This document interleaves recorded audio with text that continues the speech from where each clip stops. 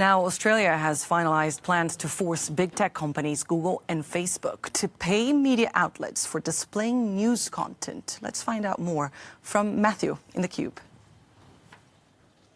Well, this is the French version of Google News, and as you can see, it's got a range of articles from a variety of different French publishers. But around the world, there's been debate about tools like this, particularly when it comes to advertising profits. See, big tech companies like Facebook and Google say that by featuring news content on their services, they are directing consumers to the original publishers. But those publishers say that they are not getting a fair share of the digital advertising revenue.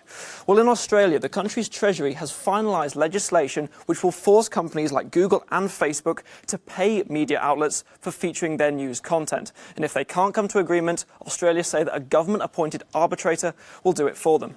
Now, the Treasury say this is all about protecting independent journalism and small publishers. But it comes at the end of a lengthy 3-year process, which has also seen big US tech companies saying that they will no longer feature their services in Australia. Unsurprisingly, this new legislation is not to their liking. Both Google and Facebook have said that they are willing to engage with Australia's Parliament on this issue. But Facebook Australia have previously released a blog post in which they say that this suggestion of a law is unfair and it will allow publishers to charge any price they want for Facebook and Google to feature their content online.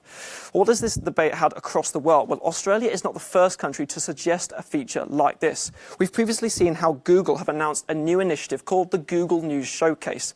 They recently agreed to pay $1 billion to news companies around the world for the next 3 years as part of this initiative. And this is due to launch in Brazil as well as here in Europe in the likes of Germany. But we also saw just last month that Google also reached an agreement with French publishers when it came to copyright advertising. All companies and all countries here understanding this issue.